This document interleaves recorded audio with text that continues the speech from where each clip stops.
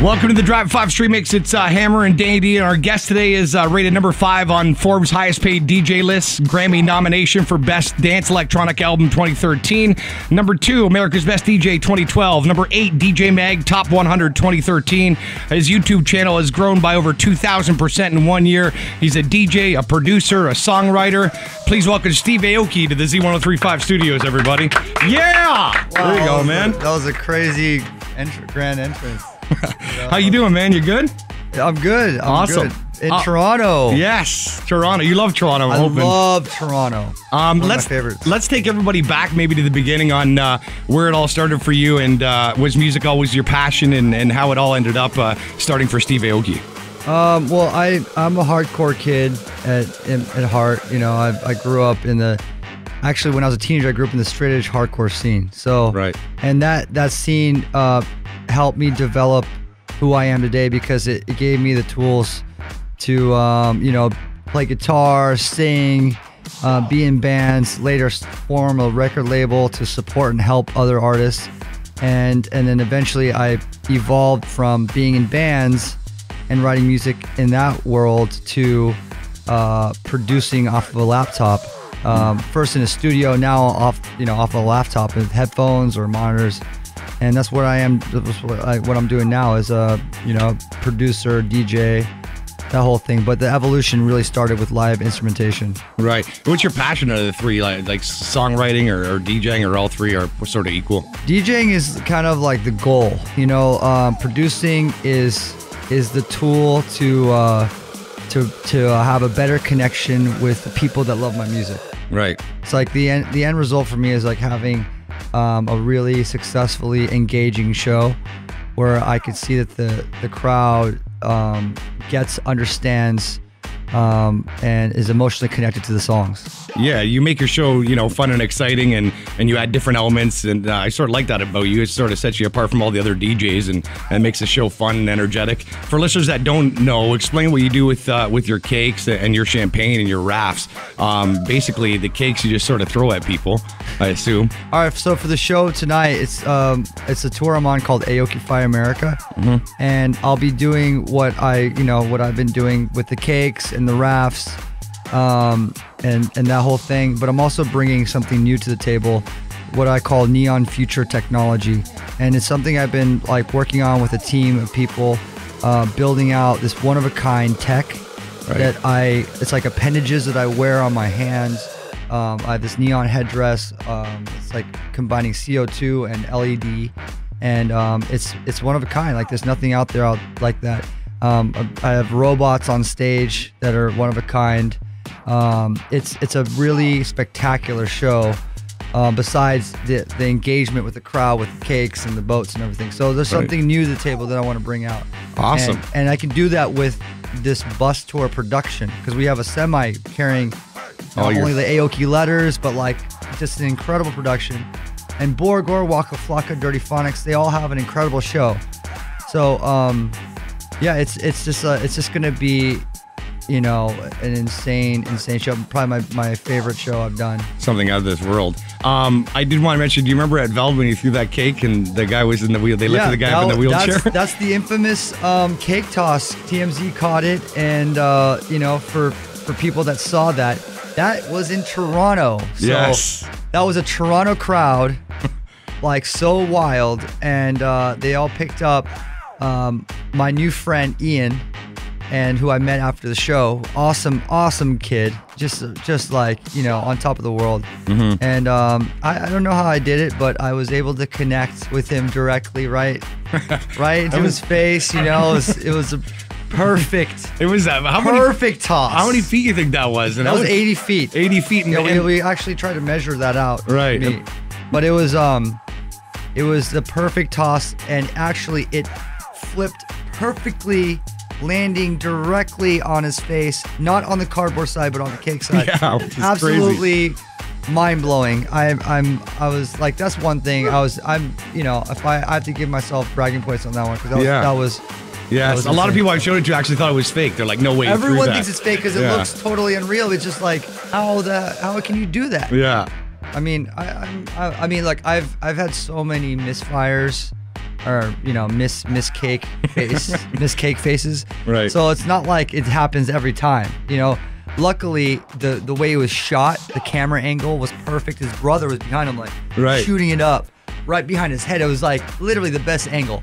So you were aiming for him because I know you were pointing. Oh yeah, no, I was aiming for him. Right. I mean, there's a million people with cake signs. Of course. And I have to pick, and all of a sudden I see like 10 people pick up this kid in a wheelchair, and he's just like, like just that energy. I was like, I gotta get you, buddy. I gotta get you. And if I can do it, it will be the ultimate. And made his life. He was all revved up, and the people around him were super excited. Oh, it was like perfect. Yeah, it was just awesome. You're on your North American tour, 300 dates in 365 days. You must get tired at some point. I guess you're pretty good at napping or, having a cat nap here and there. Yeah, I just posted up my last Aoki nap in Nashville, Tennessee. I slept in a grocery cart, but those aren't actually real naps. But no. But like I you know what? I'll tell you something. I've actually fallen asleep. My record was I closed my eyes and I started dreaming, I think in about 3 seconds. Wow, that fast. Yeah, and I could nap for like 4 minutes and I'm ready for my show. So if I'm tired, I told my tour manager, I'm like, yo man, I'm gonna go take a nap in the back. They're like, you're out in 6 minutes. I'm like, I need 3 minutes. I literally was like, oh wow. I was dreaming, and then he's like, you ready? I'm like, yeah, let's go. I'm ready. Wow, like, now maybe people can do that. Yeah. You must have seen most of the world. Is there anywhere that you haven't been that you maybe want to go or no? I haven't been to Saudi Arabia. Okay. So that's the whole, like, the Middle East is like all new to me. I want to go to Abu Dhabi, Dubai. Awesome. As far as like Africa as a continent, right? I haven't like ventured there. I've done South Africa, to Morocco. So there's like some areas where I haven't been. Like there's places that I would just love to go, like Tibet, right? And like places like that, or like some small city in China. Of course. But I mean, I'm lucky, man. I get to travel and see most of the world. Yeah, other than Toronto, what's your favorite place to play? Like, did you have a favorite? Or you're like, Richmond Hill. Yeah. You know what? I'll tell you something. Like, it's strange, but in Ontario, I've played every nook and cranny there is. Really? I played every small club. I feel like I'm like Canadian because I've played every little spot, like Guelph, Richmond Hill. I played there. I played like. For you to even remember those cities, being around the world. I played in a place called Lloydminster. It was a trip. I was in Lloydminster. Wow. Like Kamloops, like Regina.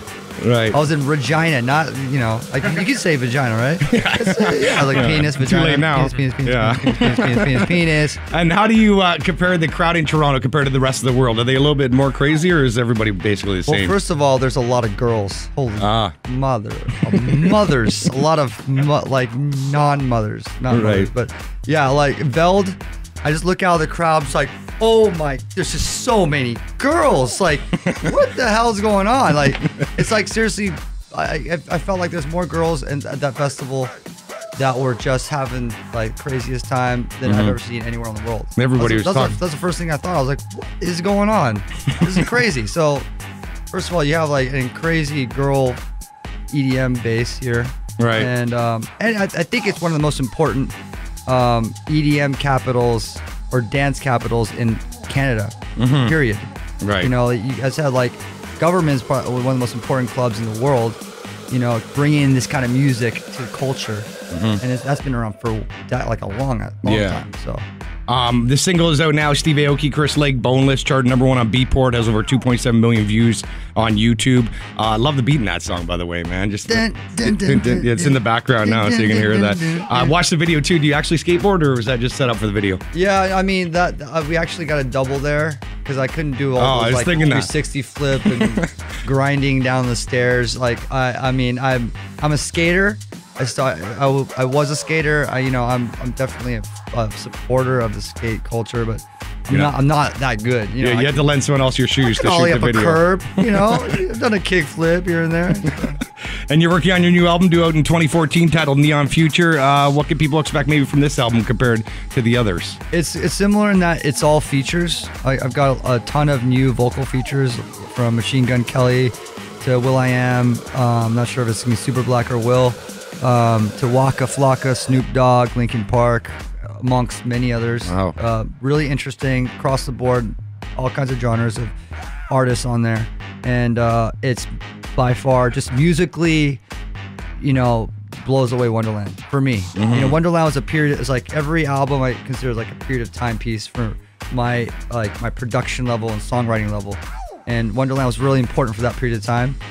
And it's just evolved. It's just it's a more advanced, Gets better and better with time. album. It's like I'm so proud of this album. I'm actually playing a lot of songs, teasing a lot of the songs from Neon Future in my set tonight. So a lot of new stuff tonight. You seem to do that a lot, though. You're always on top of things. You're playing a new music, always trying something different, which is always good. I mean, tonight's set's gonna be a pure 100% Aoki set. So it's not gonna be just DJing like the hits of what I like. Right. People are gonna get the artist set. Now, you collaborated with Linkin Park on their new single, A Light That Never Comes. What was it like working with Linkin Park and maybe getting out of the EDM bubble for a little bit? Is that the type of music you're into, rock music, though? Oh, my God. Linkin Park, yeah, it's one of my favorite bands just growing up. Like I know all their albums. To work with such professionals at that level, it's like best musicians, producers, songwriters. They all work internally. They're a proper band that way. They don't hire out. They do their own stuff. Right. And it's great. Like, they're just good human beings. Really, really amazing people to work with. Chester and Mike and the whole team. I work with Mike a lot. Like, me and Mike were pretty much interfacing for the most part. And Mike would go back to his team and get everyone on the songs, have them write different parts. But me and Mike were ones going back and forth over email and sending files back and forth. Awesome. So when you're down the road, do you reside in LA? Is that where you're living now?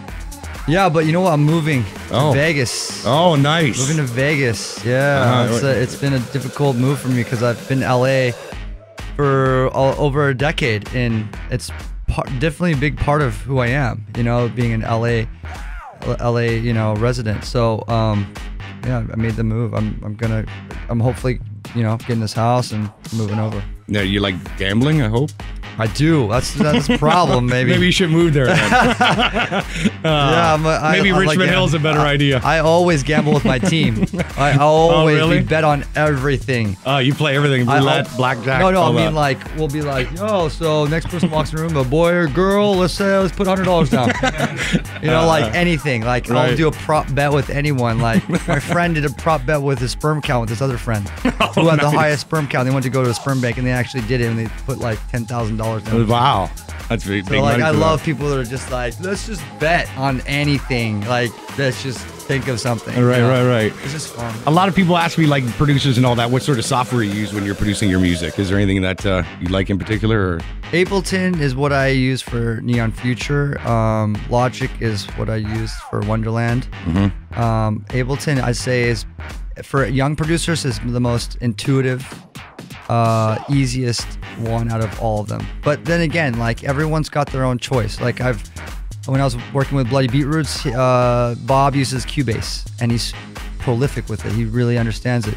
We're working with Afrojack. He's a Fruity Loops dude. And then you learn, like, same with Anger Demos, Fruity Loops, and Layback Luke used to be Fruity Loops, and now he's Ableton. Everyone's got their own shtick. Right. So everyone's got their own way of doing it. It's just like, you focus on one and understand it and really give it time, because that's what it is. You need to give it time. You need to give yourself time and patience to develop your sounds, to create your sounds, and then be creative with your melodies and your loops and patterns and design. With your own label, DimMac, what are you looking for from young producers or DJs or people that want to make music? What are you looking out for? I just want to be wowed. Yeah, I want to be wowed. I want to hear a track with no intention, no expectation, and just be wowed. It's a feeling in the end. Music is all about a feeling. It's like how it makes you feel. Right. If it makes you feel like a certain way, dark, emotional, happy, if it drives that feeling through the ceiling, then, just follow your instinct there. So, like, when it comes to any genre, that's how I felt. Like, when I first heard Banquet from Block Party, when they sent me that demo, it blew my mind. And I was like, I'm sitting on a Gold mine. Like sitting on something that's just like is gonna blow people's minds. And I was so happy that we were able to put out the first EP on Dimmock. Or when I heard Black Rooster by The Kills, like that EP, you know, I was like, that was incredible. Or like, you know, this, that, and the other.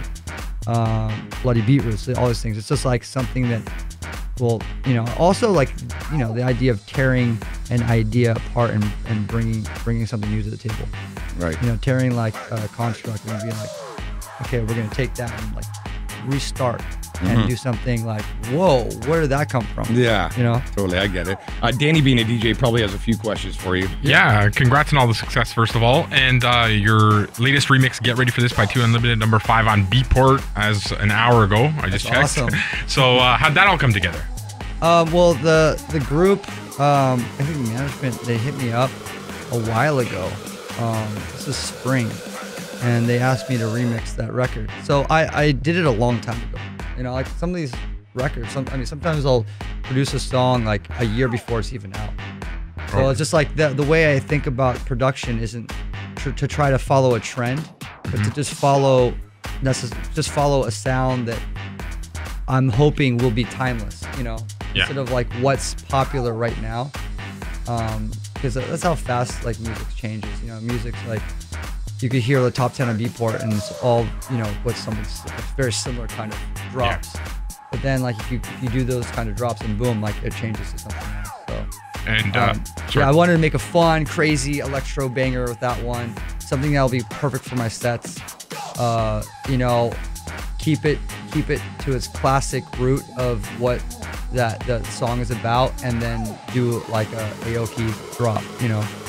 Well, remember the crowd at VELD went crazy when you dropped it over the summertime. So it was definitely, you got that down packed on that track. And also, do you have an urge to throw a cake at us right now? You give me a cake. We may have one for you. It's gonna get messy in here. Yeah, it's okay. We got cleaners. I'm gonna ask you a creative type question. If the career of Steve Aoki was one day a 10-chapter book, what chapter are we on? What, this interview right now? Yeah, just Z1035. Well, this or the point in your life that you're at now. 2013. That's a good one, because you know what? I'm actually working on a book. So perfect. Yeah, I feel like there's like, for me at least personally, we all have different eras of what we consider part of our life. So, you know, this is a really exciting time for me. You know, like I'm loving life. Yeah, I don't know. Maybe chapter. If the book is written when I'm 50, hopefully it's a chapter 4. You know, right. But right now it's more of like a chapter 7 or 8. What's the chapter called? The chapter. What's the name of the chapter? You gotta give me some time on that one.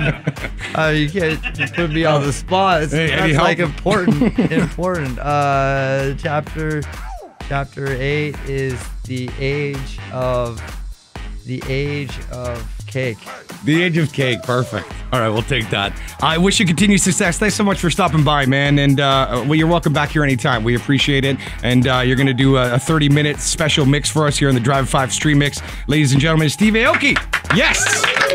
And just before you go, talking about that cake, we actually made a custom cake, and I want you to smash it in my face. Okay. Will you do it?